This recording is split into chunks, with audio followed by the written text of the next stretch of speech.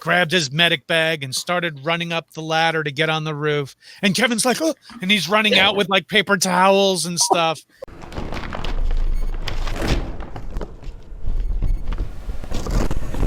The marvelous Brian O'Halloran. What's up, ladies? What's up, Brian? How you doing? Doing good. Good to see you, even though it's virtually. It's good to see you guys again. Yeah, totally. We'll take what we can get at this point. And Brian, so I think the last time that we actually did see you was at Richmond at GalaxyCon. And Danica and I, of course, have this incredible memory of watching you do karaoke. And I think Danica even jumped on the stage with you at the end. Was it My Own Worst Enemy? Does this sound? I believe so, yeah. Yeah, so right after I got kicked in the head in the mosh pit. It was great. Why there's a mosh pit at it? I don't know. Well, that's what happens when you sing so good, you get the mosh pit started. True. Fair enough. I mean, it's better than things being thrown at you. Mm-hmm. I'll take it. Yeah, true that. So, Brian, what do you think actually makes for the perfect karaoke song and karaoke performance? First of all, plenty of alcohol. Mm-hmm. Makes it fun for everyone. Whether the person on the stage is awful or fantastic, alcohol kind of puts the nice little, all right, it's okay. It's all right. You'll do better next time, buddy. You do. But also, if you can find songs that everybody knows and sings alongs to or dances to, is always fun. Or, like really, really funny, like, white guys trying to do Baby Got Back is always just, it's a car wreck to watch. But it's still, you can't can't avert your eyes from it. So that kind of thing is always fun. And just, I like to do things that the crowd can sing along or have a good kind of beat or just something that they haven't heard in a while. And like, oh shit, I haven't heard that in a while. Love it. What's the last song that you did karaoke? Because I know that you do the karaoke through Twitch, which I believe that they're getting rid of, unfortunately. Yeah, boo. Boo them. Boo Twitch. But what was the last song that you did on that platform? On Twitch? Ooh. God, I did a bunch like 2 weekends ago, and I can't remember exactly. I mean, I've done Lit. My Worst Enemy. I've done Safety Dance I've done on there. I've done Bohemian Rhapsody. I've done Creep by Radiohead. I've done a bunch. You can go to my Twitch screen, which is Brian C. O'Halloran on Twitch as well, and you can see there are saved performances in my video section. So I try to do like 3 or 4 after I'm done doing a stream. I like to end a night with some songs. But yeah, it sucks that they're ending that program, but nothing's stopping someone from putting on on their screen, just like you would watch someone play a video game, go to YouTube and find a karaoke version of a song you like and streaming it. I don't see how that could be any problem. Fair. Karaoke doesn't have to end. No. Karaoke. No. I mean, everybody has karaoke. Everybody has karaoke in their shower at least once a day. Okay. I do. Mm-hmm. So, what is there go-to songs that you like to sing in the shower? Or is this a little too personal? No, I mean, in the shower it could be anything. That's a good experimental like sell to attempt things that you probably don't know you should attempt in public yet. Okay. So those type of songs, you're like, do I really want to do a Britney Spears song next time in front of people? Yes, you do. See, that type of thing. So then you play it and you're like, nah, this ain't for me. Or, ooh, Taylor Swift. Maybe I could do Taylor Swift.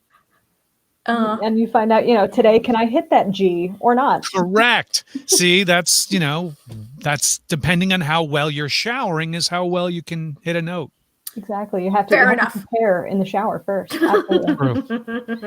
So going back to this whole nostalgia in music, because we know you're a big fan of the whole, 90s, especially. I lived it. It's not hard. It's not hard to be a fan of it when you lived it.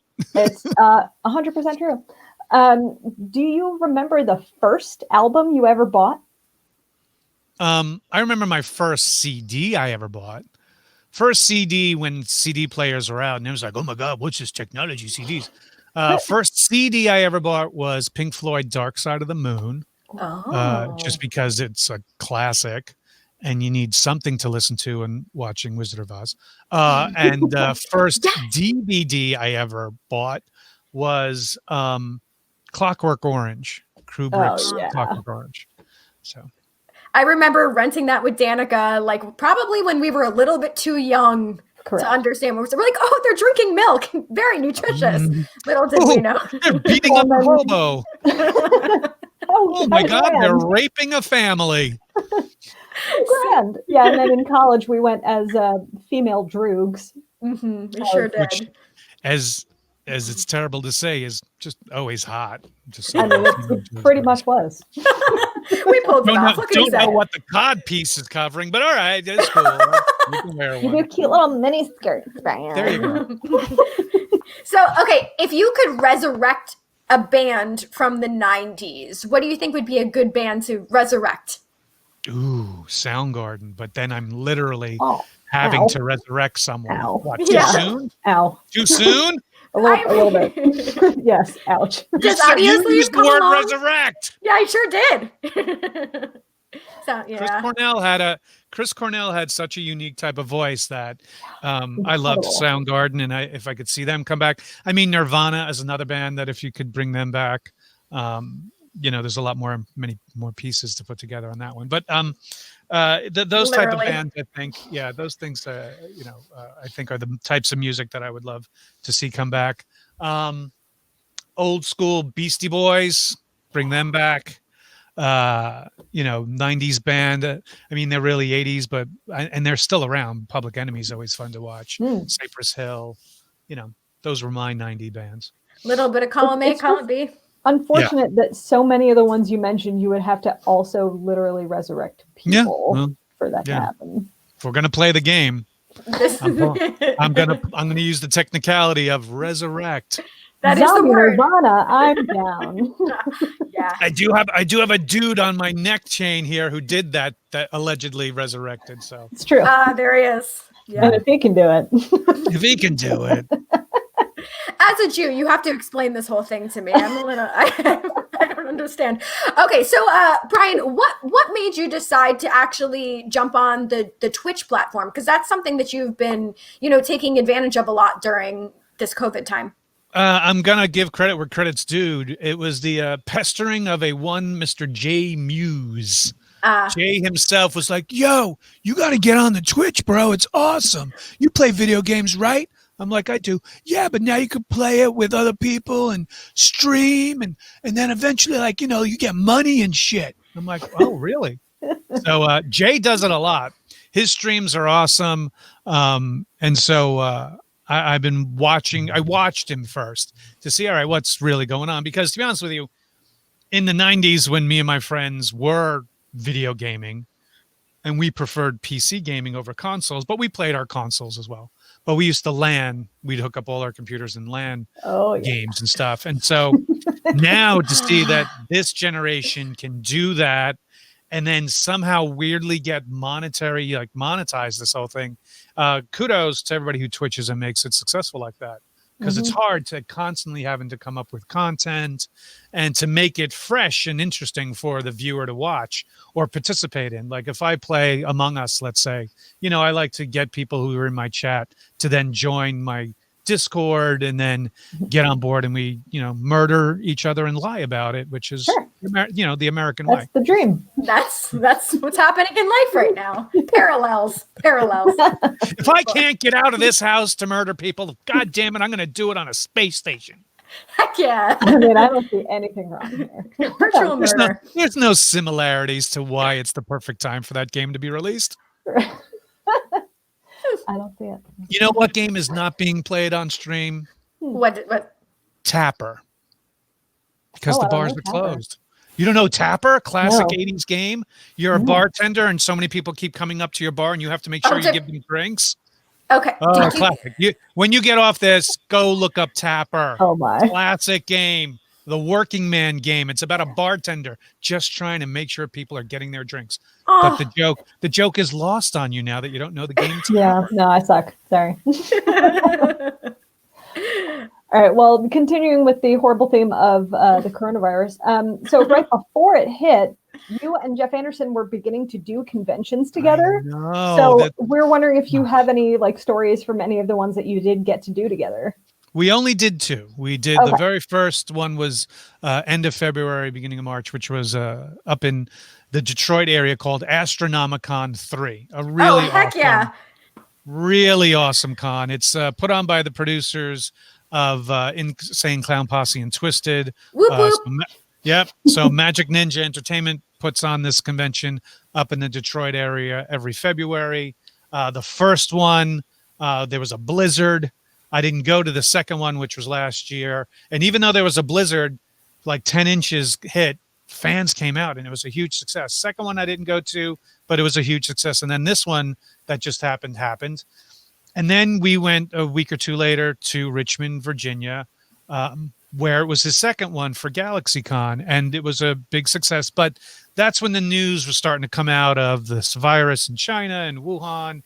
It's a COVID strain, it's airborne, blah, blah, blah. And I'm a huge science nut and know about, infectious diseases and stuff like that before that. So even then, our group at ZSC Entertainment, which is our representatives who represent me and Jay and Jeff Anderson, Sean Gunn, Michael Rooker, we all got together and our great leader, Juliet, who owns the company, she came in with surgical gloves if we needed them, hand sanitizers, stuff like that. Like, look, it's probably, it's probably going to be fine. It's still over there and it's up in Washington State. We'll see.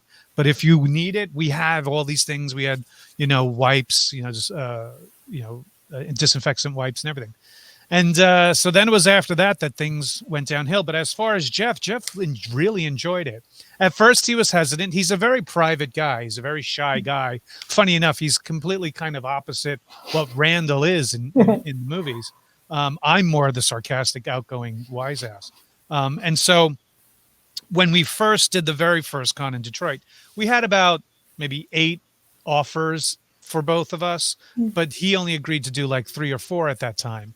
And he waited till the first show that we did, which was a huge success for both of us and the show in general at Astronomicon. And then he started to get this bug like, wow, this is what it's all about. This is kind of cool. Plus he was a fan of other guests and, being treated really well and stuff like that. He got into it. And then I told him, I said, well, GalaxyCon, they're like the number 1 when it comes to how a convention should be run, how they treat guests, the programming. You won't find programming like this anywhere. They cover every basis of entertainment that you need. And it's a con that's pretty much 72 to, 80 something hours straight of stuff. So when he went to Richmond, he was really, really geeked. And he had said to Juliet, all these other offers that were being put out for us, let's do it, which was 4 of which were GalaxyCon alone. It was, the Minneapolis, the Raleigh, and the new one, which was going to be a new city that was going to happen. And that got all shut down. So I've been in the beginning, I jokingly said, well, that's what happens when you let Randall loose to the world. He brings a worldwide pandemic with him. Damn. Okay. Well, I guess a good follow-up question, since we did mention ICP, Brian, do you like Faygo and what is your go-to flavor? I'm not a big Faygo fan, but that's because I don't drink enough of it. I've had it every once in a while. I've had it in orange and I've had it in grape. I like the grape better. Well, see, that's what I mean. So it all depends. I mean, listen, it's just straight up sugar with a suggestion of orange or grape in it. That would be my opinion, is the grape. I recommend the peach, but okay. So, so once conventions do kind of get back to normalcy and we're able to all be together, is there a guest that you haven't had the opportunity to cross paths with at a convention that you would personally like to meet? Ooh, that's a good question. Wow. I'm trying to think now of all the previous guests that I've actually had the pleasure of coming across. Man. And maybe we can open it also up to maybe a guest that has since passed away, or just anybody that you would have liked to have met in life? Well, I would have loved to have met Leonard Nimoy. I thought he was a genuine, overall, like a Renaissance man when it came to things that he could do. Definitely. As far I mean, I got my, hang on. Let's see. This is the best thing about being at home. I got my little Spock, mirror Spock, obviously rocking the goatee, no less. Oh, man. My favorite episode of the original series. You know, I think he would have been great to meet. I think, I mean, I got to meet some really great people who've since passed. But, you know, if they would ever get a chance to, you know, bring in James Earl Jones, let's say, you know, I went to go when I was in college. The class went to go see the play Fences when it was on Broadway, and he was in that show Fences on the original Broadway cast. So I got to meet him as he left the Broadway theater to have him sign my program. So he's someone who I think, oh my God, if you ever had him as a guest, his line would be forever. Everybody would be just saying, you know, Luke, I'm your father, you know, like every quotable thing, especially now that the new Coming to America is coming out soon. God. Yes. You know, which I'm sure he's a part of. You can't have it without him. God, I hope so. I think he would be an awesome guest if you're going to nail me down to one. Okay. Oh yeah. I respect that. Definitely behind that. And, you know, being the huge theater nerd I am, as soon as he said Fences, I was like, oh my God. Oh, August Wilson. Great play. Denzel Washington did a great job in the movie. And Still, I have to say, probably not my favorite August Wilson play. Yeah, that's a fair assessment. It's amazing, of course, but there are so many more densely packed stories that he's written, especially, you know, in his century cycle that he did. And I'm going to go off on a tangent if I don't stop right there. So I'm going to go ahead and ask instead a question that, of course, we have to talk about Clerks because you're you. So my big question for that is, what would you say is the most surprising international market where Clerks has been popular? International market where I'd be surprised. I'd be surprised if there was any, like, there's no market in Asia for some reason. And I don't know if it's because their culture of people who are supposed to do a job, you do it well, you don't goof off, you know, that, you know, thorough ethic, you know, Asian kind of worth ethic, I think is what doesn't transcends. Australia, there was a great fan base in Australia for it. So that was nice. I haven't interacted with any fans from Germany, but I hear they're big on it. And I have some fans from Italy who reach out through Twitter and Instagram from time to time who love it as well. But yeah, the Asian market, just there's no connection to it whatsoever. Yeah, that is interesting. Okay, so obviously, once again, talking about Clerks, you have one of the most quotable lines in all of cinematic history. What would you say, if you can just pinpoint one, is one of your favorite quotes from a movie that stands out to you? Let me see. What's one of my favorite quotes from the movies I've done, or just in general? Any film in general. Yeah. God, there's, you know, it always depends on what I'm watching or what I'm in the mood of, because you can name all sorts of, movies that you could be just like super quotable. Yeah. Super quotable. Like Star Wars stuff, you know, there is no try, there is only do. You know, you can go on like 40 just from Star Wars alone. You know, I Love You 3000. I mean, come on, that's adorable from Endgame. You got tons of I'll Be Back. Schwarzenegger, like Schwarzenegger has thousands of them. Like, get to the chopper. Oh! You know, there's just tons of anything that he does. There's quite a few Jackie Chan ones that I'm sure you can pull up. Yeah. Anything, anything that's Chris Rock is very funny. Oh, man. So yeah, it all depends on what I'm talking about. Exactly. It's just, okay. And this, Christopher wants to know if you've ever pulled any pranks, I guess, during Clerks. I'm Christopher Hewitt. Yes, one of my fans from my stream as well. He hasn't missed any of my shows that I've done. Chris, do we ever pull any pranks on Clerks? Not the original. We didn't have the time or the money to do that. The second Clerks, there's a scene as we're rebuilding the store of Quick Stop where you see Dante and Randall on the roof and they're working with a saw building the sign of that hangs over the Quick Stop.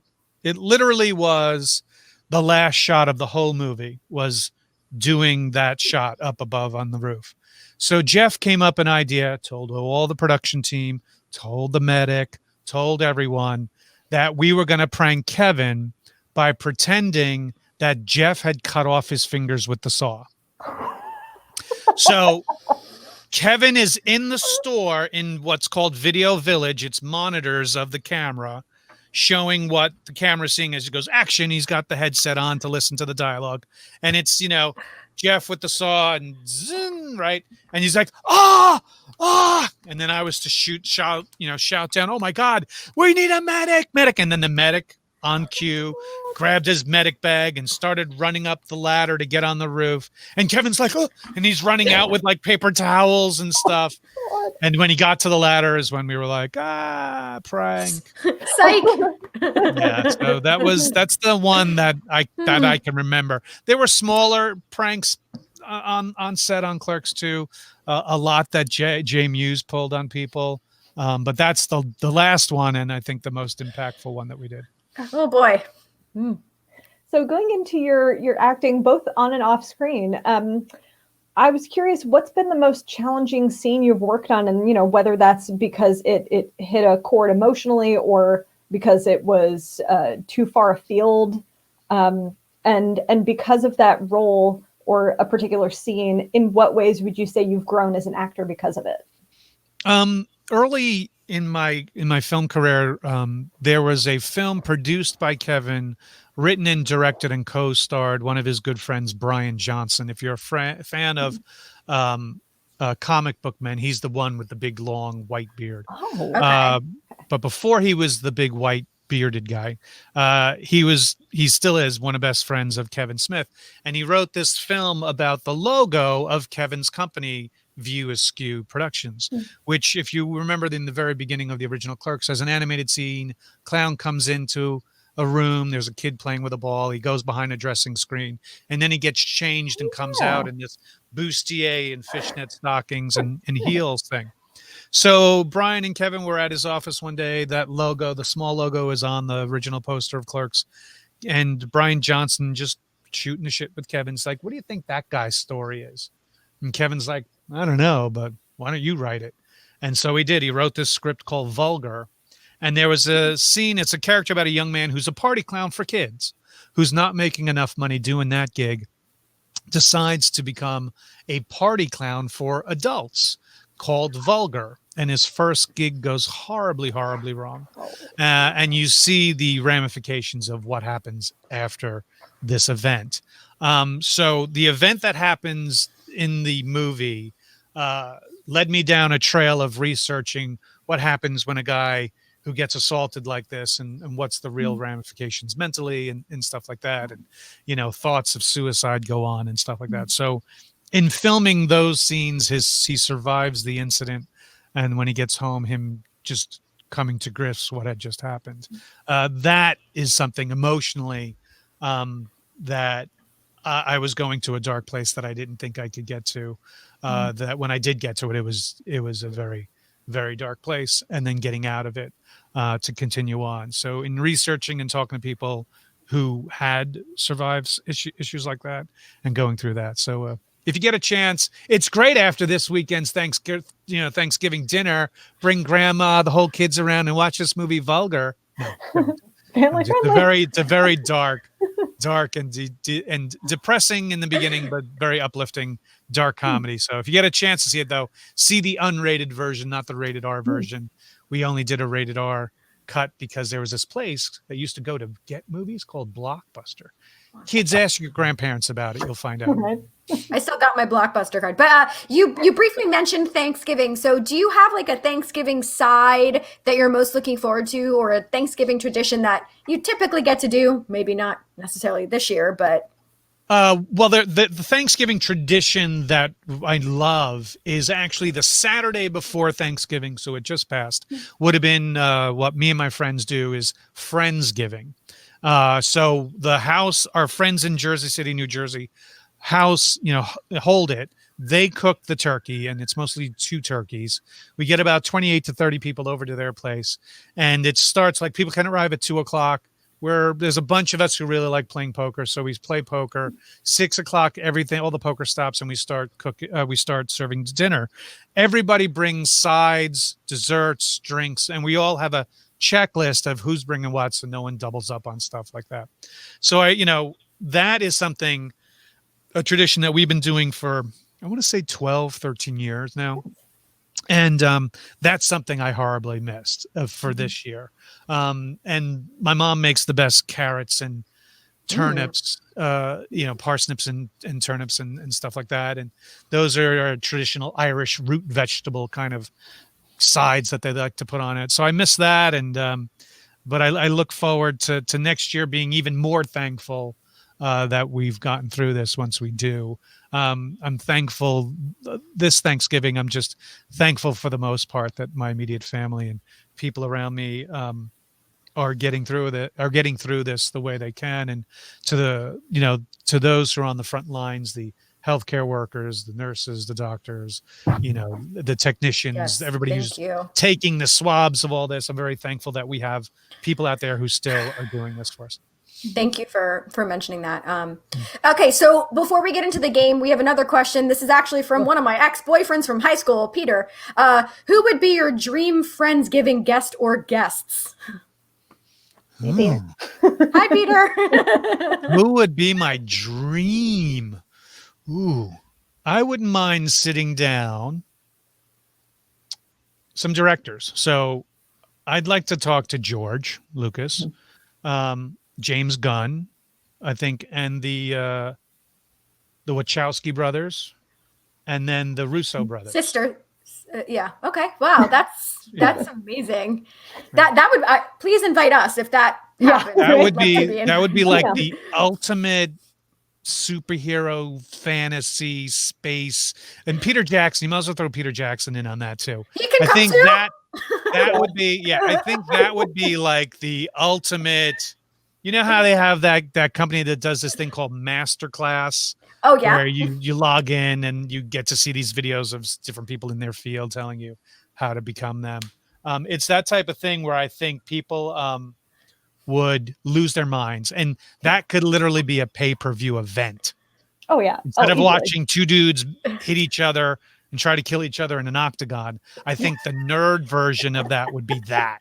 Getting those directors together. I'm in. Yeah. Heck yeah. All right. So we have a game for you right now. This is a game of Would You Rather. There's no wrong answers, Brian. So whatever you're thinking, and if you want to expand on your answer, that's fine. If you want to give a yes or no, that's fine too. So let's bring up the graphic. Danica, do you want to I'll kick it off. First one. All right. Hopefully we have the graphic and maybe possibly. No, there we go. Okay. All right. Would you rather only be able to sing Spice Girls karaoke or only be able to sing movie songs at karaoke? A la movie songs. Boats and Hoes? Movie songs. Easy. Any stick out to you? Well, Boats and Hoes is hilarious. Boats and Hoes. My Love Will Carry On, Titanic. Come on. Oh, yeah. Power of Love from Back to the Future? Back to the Future. I mean, you can go on and on and on. So yeah, that gives me more variety of songs available. That is true. Yeah. Danica and I will probably sing Spice Girls. All right. Here's the next one. Would you rather act in a sing-through musical a la Cats or act in a silent film? I think I have.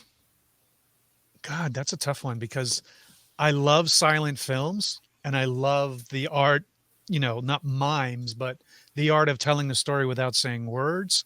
But act through a sing through musical, as long as it ain't Cats. There's Hamilton, Rent, yeah. And they digitally enhance the junk. Right.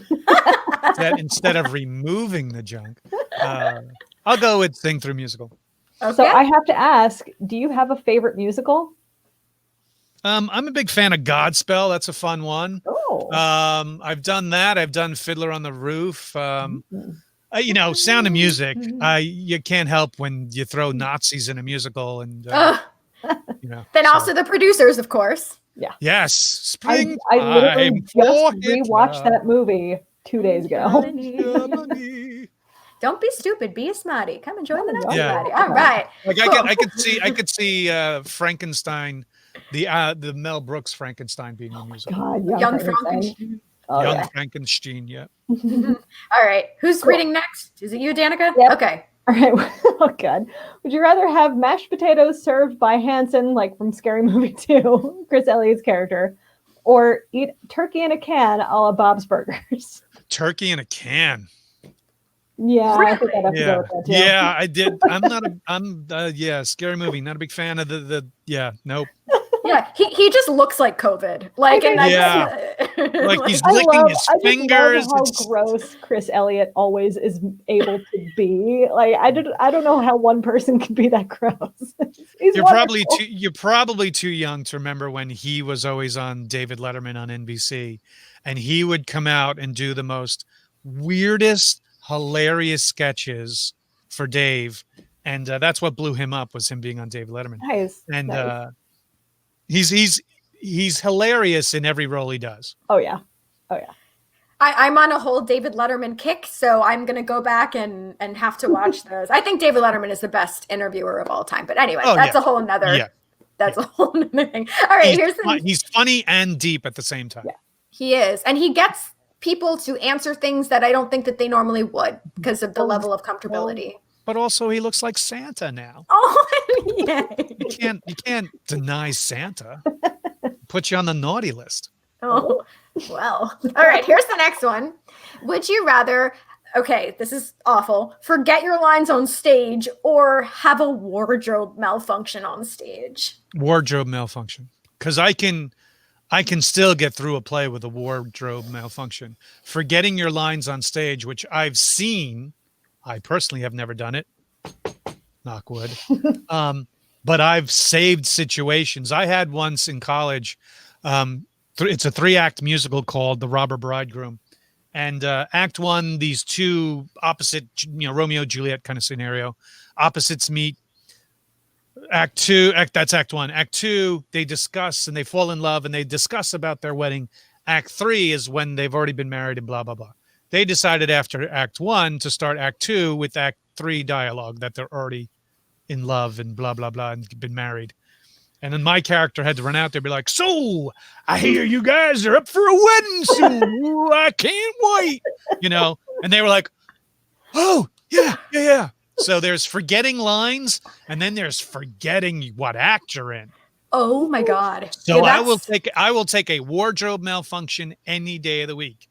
It's not, by the way, it's not going to be a Lenny Kravitz kind of mistake. You could have the whole thing rip open in front of me and you're safe. Don't worry. I actually lost my pants on stage doing The Secret Garden. And I was there. Yeah, it was wow. What happened?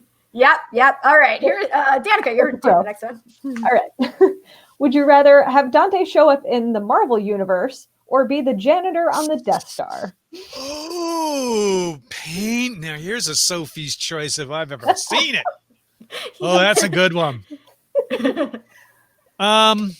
Just because I think they would utilize him more in this universe, I think Dante showing up in the Marvel universe would be better than being the janitor on a Death Star, only because I think the scorecard for Death Stars surviving is it's not good. Odds.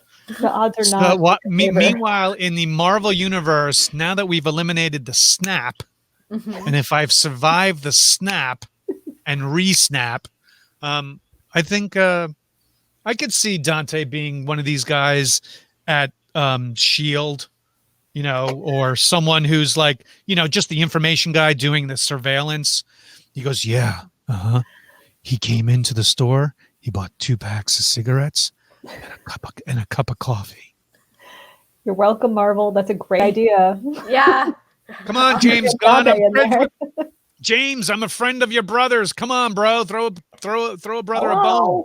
And he's going to invite you to his Thanksgiving Friendsgiving. Come on. Right. And you know how this would just absolutely kill Kevin Smith if I got into a Marvel movie first? Oh, please. You would flip the fuck out. Oh, my God. I want to see that. He's like, I've been doing nothing but talking about Marvel movies. I tweet all the day about them. And how can I get in it? Because he's already been in a Star Wars movie. Fair. Sure. Okay, well, let's get you in a Marvel one. All right, here's the next one.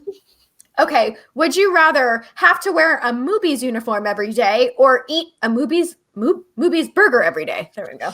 Ooh, see, one affects my health, while the other one just affects my career. You know what? Look, people would get a good smile and a laugh out of the fact that I would wear one every day, and then someone would be like, dude, I thought that was just a movie. Do you really work at the movies? Especially now that Kevin has started these pop-ups all over in different cities. He just had the one up in Toronto. And I wore my shirt when we had it in Red Bank a couple of weeks ago. So I'm not too proud to not wear it again. So I'll say the uniform. Solid. All right. Don't get me wrong. The movie burgers are awesome, by the way. If you haven't gone to the pop-ups and when one comes to your city, they are awesome. But let them know you got to come to Houston. We need one. Health reason wise, eating meat every day is not a healthy thing. That's okay. Just saying. We're learning things, folks. Here's the next one. All right. Next one. Would you rather travel to conventions with the Griswolds or travel to conventions on the airplane? Now, everybody survived. People don't remember this. Everybody survived the airplane. It's not like it crashed. Right. I mean, it landed on the moon. It's landed, like, there's many different versions. And I don't know. I've hung out now with 3 of the people in that picture. I didn't hang out with Chevy himself, but I've hung out with Michael. I've hung out with Beverly, and I've hung out with why is her name losing me? She literally was the booth behind me. The other one. The daughter, and I apologize if you're watching. So I met them all. They're all very lovely. And you know what? I'll say the Griswolds. Okay. All right. And this might be our last one. Let's see. Oh, okay. Would you rather have to get a tattoo with one of your quotes or get a tattoo with Kevin Smith's face? No offense to him, but I'll say the quote because it would be genuinely expected almost of me by now. Like I'm not even supposed to be here today. I think I've put it in my will for it to be on my tombstone because once again, why not make people laugh if they do come visit me someday at a grave? Like, get it? Because he's dead. Oh, you stupid bastards. So I would say, I'm not even supposed to be here today. It's where to put it that would be the more difficult question. Yeah, where would you put it? Right on the cheek, on the face. Yeah, that's a personal. Yeah, go Takashi 6ix9ine all over it. Oh God! No, he doesn't have that one yet. Yeah, I'm not even supposed to be here today. On my butt would be good. Oh, that's where you put it. There you go.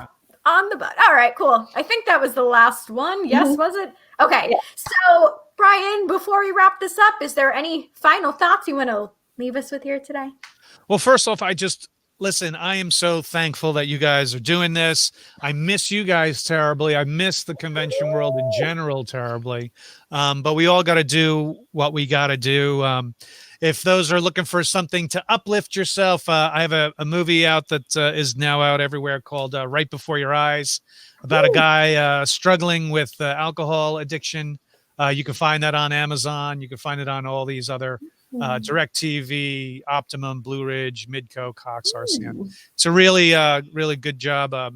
Adam Radcliffe, who you see there, does a fantastic job in the movie, and really some great people involved in that. If you want to find me, there you go. I have a show called The O'Halloran on those channels, Twitch, YouTube, Facebook.com. I usually do it Friday nights at 9 o'clock. If you just want to follow me on my regular socials, there you go. It's Twitter, Instagram, and Facebook, Brian C. O'Halloran, and the other two, Facebook, The Brian C. O'Halloran.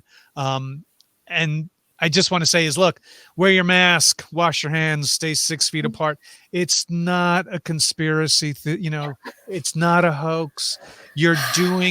Just think of it this way. You're keeping the doctors and nurses from killing themselves, literally killing themselves to keep you guys safe. So that's just my plea to the fans out there. But I know everybody who's watching knows this already because you guys are smart. You're watching this show. You're obviously intelligent people. So true. Just do that for me. Do it for Brian.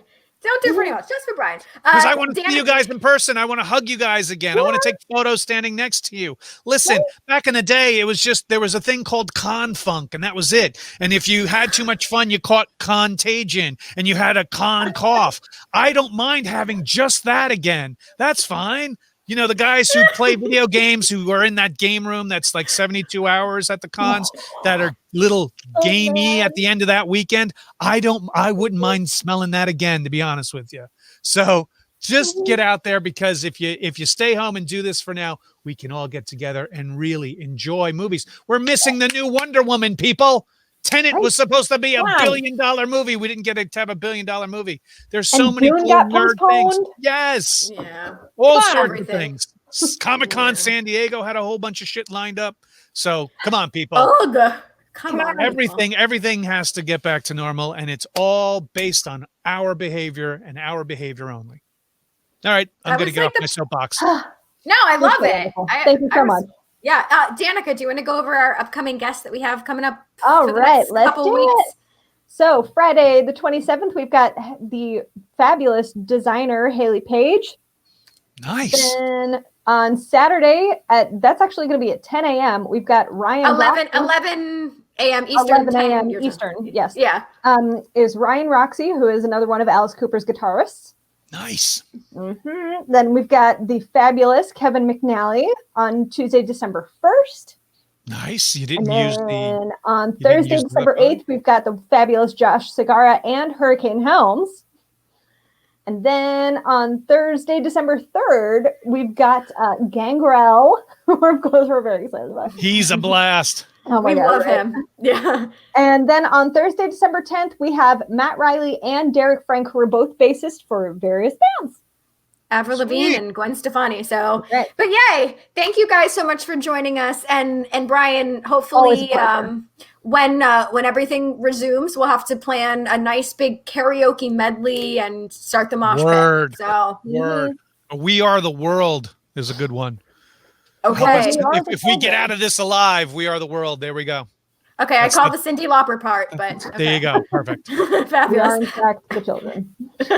Well, we wish everybody a very happy, socially distanced Thanksgiving, and we will see you guys on Friday. Be safe, everybody. And like Brian said, wash those hands and wear your masks. Please, please, please, please, please. We'll see you guys real soon.